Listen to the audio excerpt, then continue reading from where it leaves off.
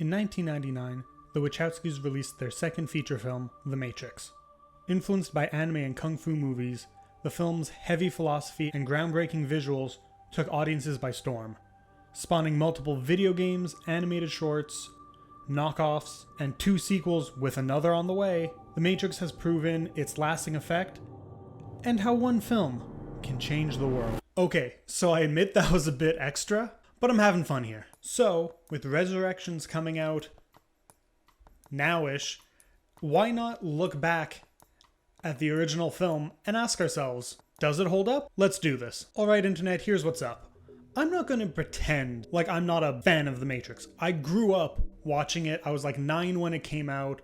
I remember vividly seeing it at a drive-in, of all places, and it's great. It made a young me feel really smart. That said, I'm going to try to be impartial here. I haven't watched the movie in a while, so I'm revisiting it, and I'm going to look at it after having gone over a bunch of what are the more popular criticisms of The Matrix, what the biggest people who say it's not a good movie say about it, and see if those are valid or not, and see how that sways my opinion on this movie. Because that's really how we're going to figure out if it holds up, is, looking at it critically without just the nostalgia glasses that we could be looking at it with. Because through nostalgia, yes, absolutely. But that's not what we're doing, and I hope it works out, and I hope you enjoy it. I'm nervous about this one.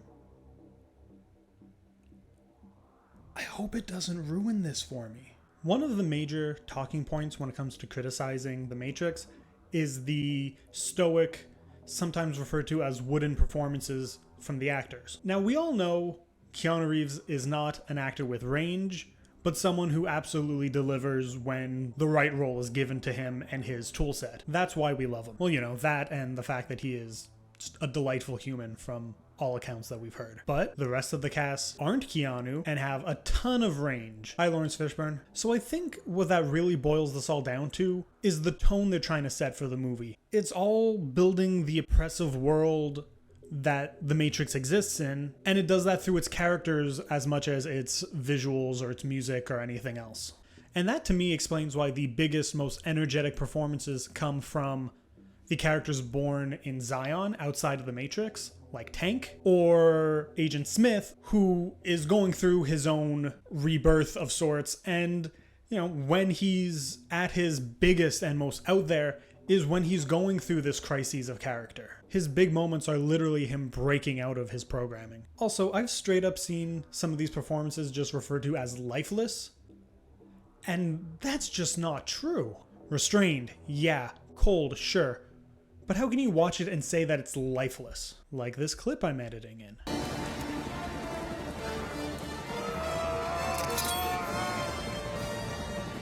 Alright, moving on, we're going to talk about the love story next. Because this is a weakness of the film. They put in the fact that Trinity's going to fall in love with the One as this moment of warmth and heart in the climax of the film to confirm, yes, Neo is the one and he can succeed because he's the one. That's his whole thing. But it's so poorly set up in the rest of the film. There's hints to it, yeah, it's not like it just comes out of nowhere, but there's so much else going on that you gotta kind of ask yourself, why put this in at all? Why not write something else into the climax to confirm Neo being the one and rallying him the way he needs? Because it's not that great, and yeah, we can do better, we should have better, and we don't need love stories in everything. Like, Hollywood is still not completely understanding the fact that a big budget movie doesn't have to be a love story and the 3 things it's trying to be a successful movie. Yes, love stories are great and popular and good, but they're only good when they're done well, and usually only done well when they're love stories. Next! Another negative I often see leveled on the film is the fact that it is a chosen one story. Yeah, the idea of a chosen one is cliche.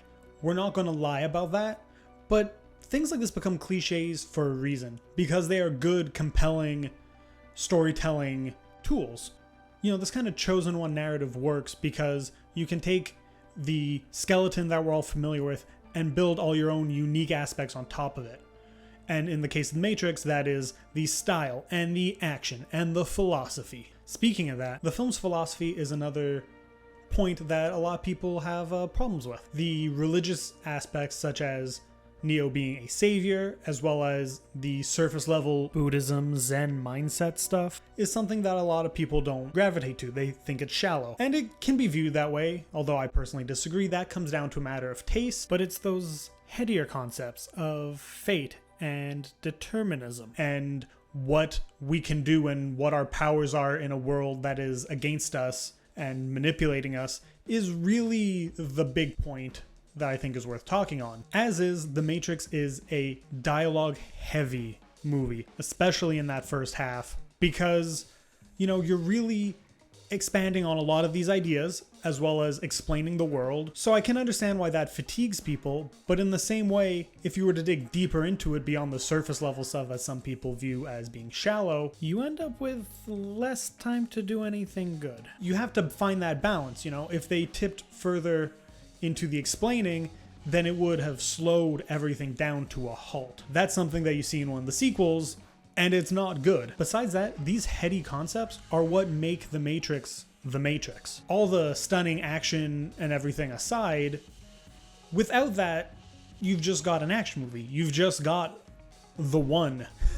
You've got all those other knockoffs like that aren't as good because they don't feel genuine in what they're doing like The Matrix does. And as great as the action is, it's the philosophical aspects of The Matrix that are the things that you go home or go see your friends and talk about. It's the stuff that lingers in your mind. It's the stuff that stays with you more than anything else. I mean, for the most part, I'll talk the action scenes in that movie anytime. So, returning to The Matrix, 22 years later. God, I'm getting old. Looking at it through the lens of the major criticisms that have been laid down before it, I can say that yes, it holds up, absolutely. Is it a perfect movie? No. Is it a fun movie? Yes. And let's be honest, there are no perfect movies. There are no movies without flaws. Seriously though, if there was a perfect movie, you'd tell me about it, right? Like, that would make what I do here so much easier if there was one thing that I could point everything and compare it to and be like, this is it, this is the perfect movie, blah blah blah.